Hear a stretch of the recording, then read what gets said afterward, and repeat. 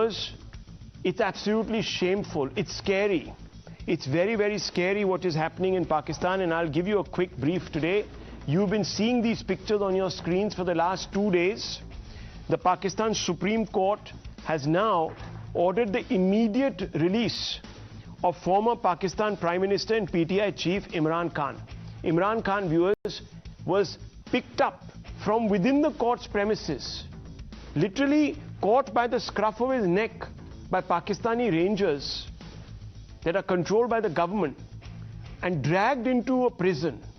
And after that, all hell broke loose in Pakistan. In fact, viewers, if you really look at what is happening on your screens, you would think that a civil war is broken out in the country. But today, the Supreme Court, the Pakistani Supreme Court, ordered the immediate release of former Pakistani Prime Minister and PTI chief Imran Khan. The top court declared Imran's arrest illegal, null and void. The decision by the Supreme Court now comes after Imran Khan was convicted in the Al-Qadir Trust case. After his arrest, Imran's supporters went on a massive rampage across Pakistan. The safe haven and terrorist nursery is now fully gripped by grave and violent political crisis, vandalism, violence and arson, common sight across Pakistan.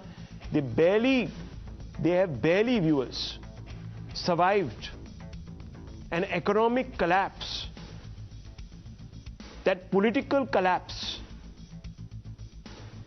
has taken place. And what does this tell you, viewers? It tells you that Pakistan is now closer to the edge of Armageddon than it has ever been earlier. How should we be responding? Well, viewers, we are responding with caution. But viewers, the fundamental question is, after the breakup, after the breakdown, are we seeing a breakup of the nation?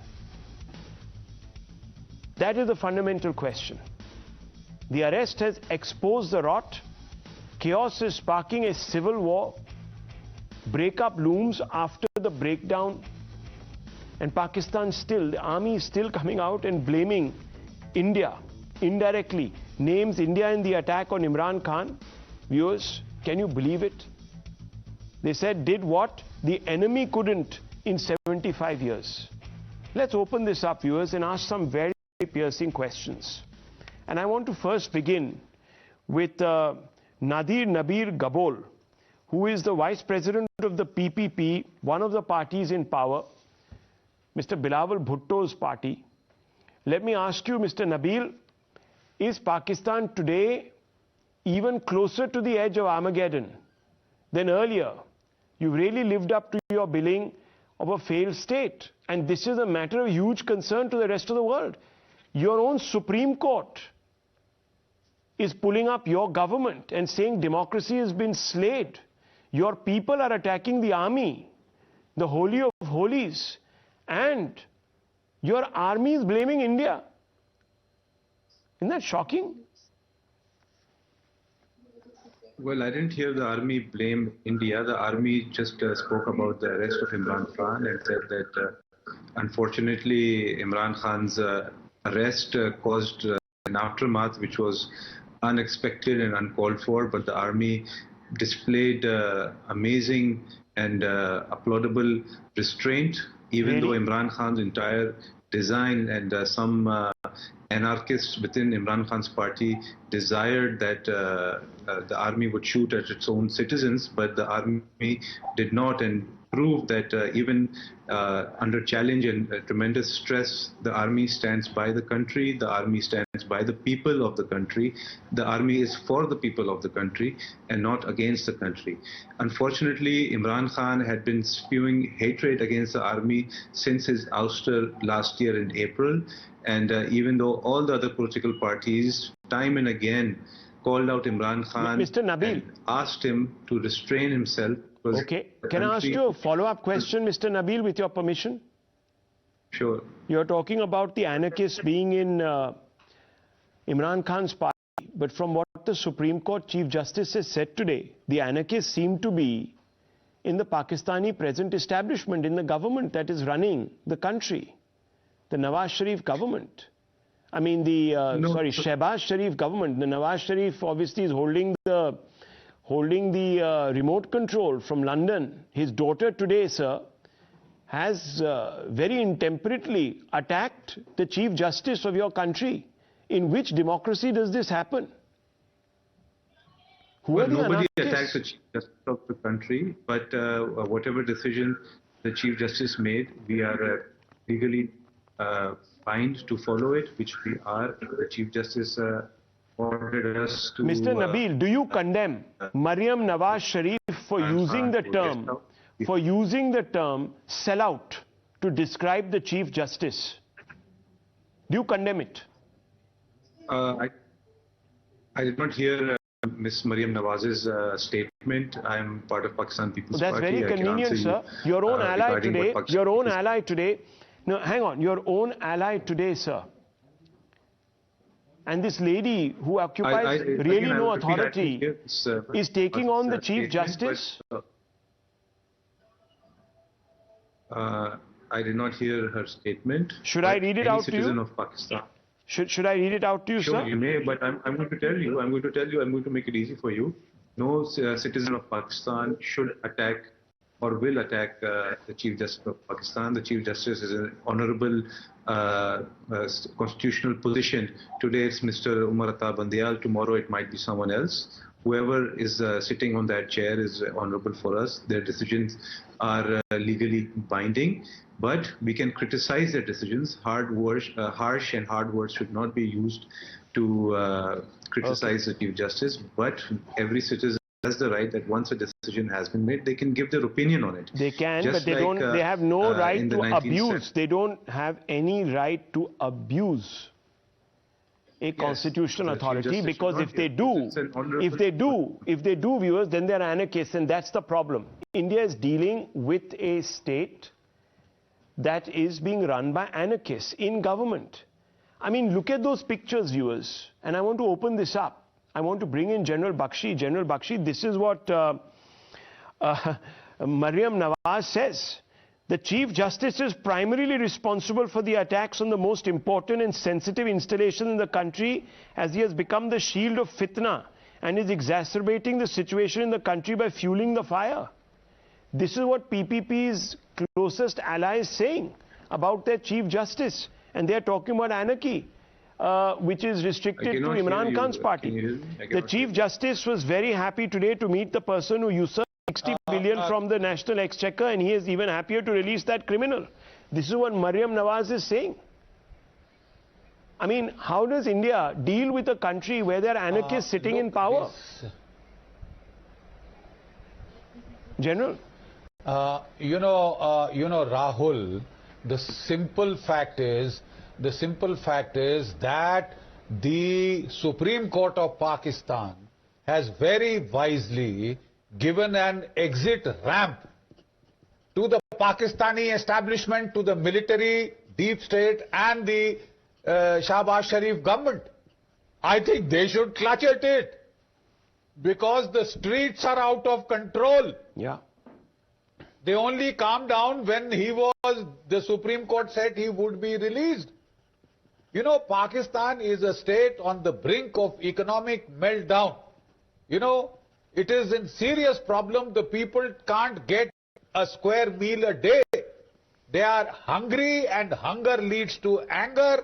What you are witnessing on the street is the sheer frustration, the pent-up rage and anger of the people of Pakistan. Nawaz Sharif arrest was just a trigger. If Pakistan cannot smell the coffee, they are in deep trouble. The people of Pakistan are angry. That is why they are lashing out at the army. And the army was absolutely incapable of controlling. When a corps commander's house was attacked, there is a guard of 40. You know, none of them opened fire. We had a governor's house attacked. We had the GHQ attacked. ISI headquarters, Mianwali Air Base, PMA Kakul. My God, I've never seen this kind of an anarchy. And the helplessness of the Pakistan army. The point is, if the people again burst out on the streets, will the Pakistan army be able to control? How much firing will they do? How many Jallianwala Baghs can they create? I think they might as well smell the coffee. This is a nation which is heading for end game, Rahul. End game. But the only horrific thing is, this is the end game of a nuclear armed nation. What will happen to the nukes if they fall into the hands of non-state actors? No, you don't need to. You don't need to worry about them falling into the hands of non-state actors, General Saab. The people in charge are behaving like non-state actors. That's the worrying part. And Faraz Saeed, I want you to come in on this. You should be absolutely very, very anxious, not just for your neighbors, but for yourselves. I mean, you have a person like Maryam Nawaz who is saying to the Chief Justice, you should resign from your position and join the PTI like your mother-in-law. Can you believe it? Mr. Faraz Saeed, these are the people who lecture India globally on democracy, who try to bring resolutions against India. And here you have a situation where your army is being attacked by your own people, where there is civil unrest of, unimaginable proportions. We saw this in Bangladesh, in East Pakistan. We didn't see this here. Rahul, the fault is in our stars, my nation's stars, because again, we need to understand the gravity of the situation. I mean, if political parties' representatives comes on any kind of screen and they say, oh, they have the holier cow on their side and the other holier cow, which is on the other side of the edge, is wrong. And, when Supreme Court gives relief to Imran Khan, it's good for PTI. But imagine if the same Supreme Court would not have given relief to Imran Khan. PTI threatened that they will stage a large sit-in, a large protest. I mean, this is the kind of democracy that we're living. And I must tell you that it's a sham. Political parties who say that, we are the champions of democracy, I must say, when Benazir Bhutto was martyred, I mean, we suffer from amnesia and we short on our memory when it comes to history. Benazir Bhutto, when she was martyred in 2007 December, there was an all-out war. Major installations were attacked, people were killed, and we can't say, oh, People's Party was holier than thou and PMLN was holier than thou. All political parties, when it comes to them, they have staged massive sit-ins. They have caused anarchy across the board. Nobody is holier cow when it comes to any political party when it comes to Pakistan. And that's when I say that the fault is in our stars. Secondly, we need to understand how system operates in Pakistan.